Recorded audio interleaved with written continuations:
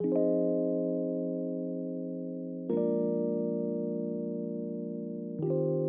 ora, kumusta, Maya Baldo Pukiakayongan. That means good day to everyone. I'm feeling a bit anxious today, I'll be honest. Not because of this chat, but just because of the world in general and how things are sort of progressing in the wider world and I feel like I can't really do anything about it, but I am very honored and privileged to be able to talk with you guys and share some wonderful creatives in Aotearoa today. And I'm excited because today I have the incredible Xana Tang. I just want to introduce, if you don't know who Xana is a Chinese Vietnamese actor born and raised in New Zealand. You can find her constantly on the hunt for great food and even greater stories. Hi, Xana. Kia ora. Thank you so Thanks much for for having joining me. me. Oh, No, thank you for having me. Very honestly, excited. it's my pleasure. I just want to know, how are you feeling today? I think I'm in the same boat as you. Yeah, feeling a little anxious about what's going on in the world. Things that are outside of my like safe bubble. Mm. Yeah, feeling a little helpless, but yeah, yeah, and again going, I don't know what I can do about this, and I'm just sitting in that for a little bit. Yeah.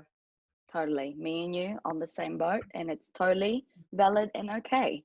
Yeah.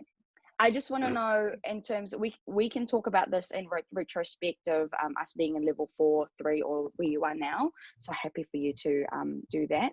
I just want to know, during the lockdown, where were you? Where was your bubble? Like, who were you in isolation When I came back, I was pretty lucky that I could self-isolate, that I wasn't like shipped off somewhere.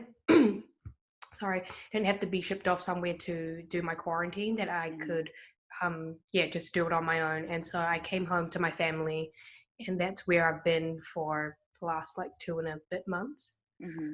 And your whānau's in Aotearoa in New Zealand? Yeah, yeah. Yeah. So I stay with my family and just been very lucky to have the support system around me as well Mm-hmm. while we're all going through this. Yeah.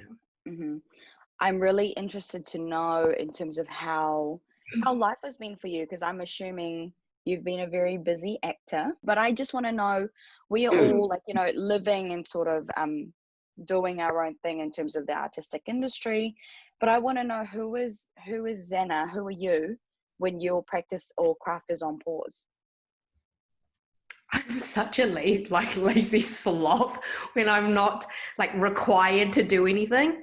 I feel like when I'm on the go, I have like put all the efforts 100% into the thing that I'm creating or making.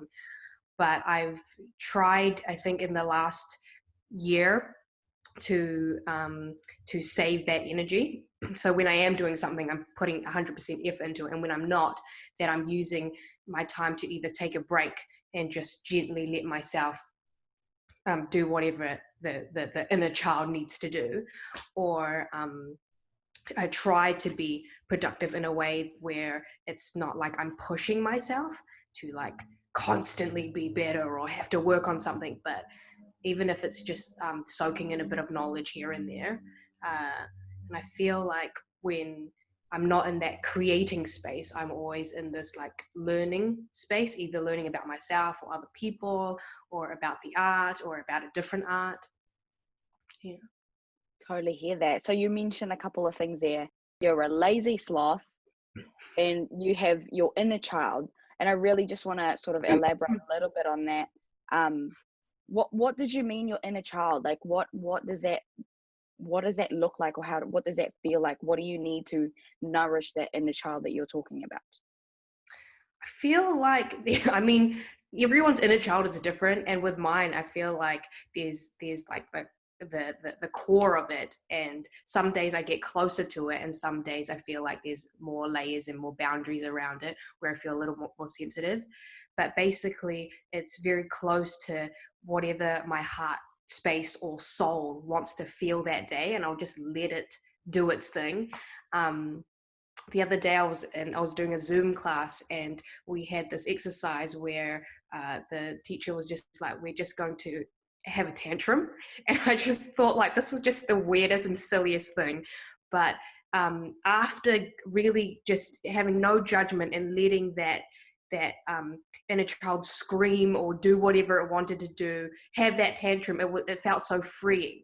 And I had a few tantrums that day, not at any one in particular, just I think it was just letting off steam. I think there was this like, maybe I wasn't feeling like I was being heard, in either in my own personal space or outer space. And so it was just letting that energy out. And so that day, that's what my inner child needed. I love that. A couple more questions. Firstly, how do you think the isolation or the lockdown has changed your identity as a human being or as an artist? Like, what do you think the space of the nation being on pause, like, what has that done to your identity? I think because we've all been on pause, like there's obviously a reason for it, is that so that we can all stay safe, but also being a freelancer, once you kind of get going and have momentum, it's really hard to take a break or pause for yourself, and then you feel guilty when you do it. So now it's more like when you have this break or hiatus, we should really cherish it, and however you want to use that time, you use it.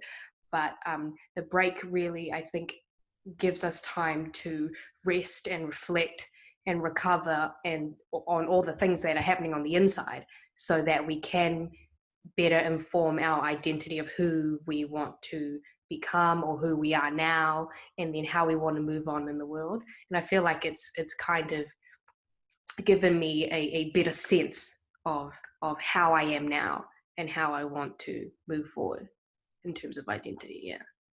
Totally. A lot of like inward reflection. And I think Mm. many of our artistic community has also been doing the same thing. And I think, yeah, we constantly ask for, we just need an extra month. We need some time. I just need to, sit in my thoughts and figure out how to be. And I think Mm. that was one of the like hidden gems or gifts out of, all of the craziness and uncertainties that's been thrown at us. What does your physical breathing space look like in terms of what are the things, some people are like, setting up their spaces like a home office space or like a yoga central. Like, what does Xana Tang's physical breathing space look like to nourish herself during these uncertain world? I'm very lucky that I have, I call it a studio, but it's not really, it's just a room with nothing but my Mac in it and a yoga mat. And I have like 4 white walls, and sometimes it can be quite, like dizzy looking at just white, because I don't have any paintings, nothing. And it's almost like a jail cell, but no, it's not. It's great. But there's just nothing around me. So it's literally, when I look out into the white, I have to look back inside. So I have that space to do creative work. I feel like I should add some plants or something in there to focus on, rather than just white space. But I have that to do like more physical things.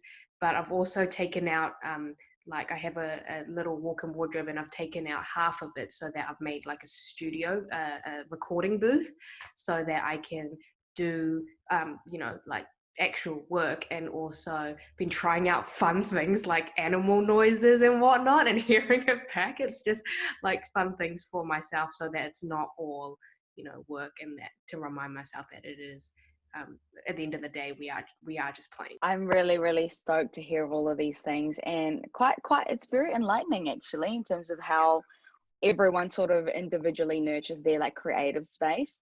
And thank you for sharing your creative space, your breathing space. And everyone, that's Xana, I'm Marianne, and this is Breathing Space. Bye. Bye.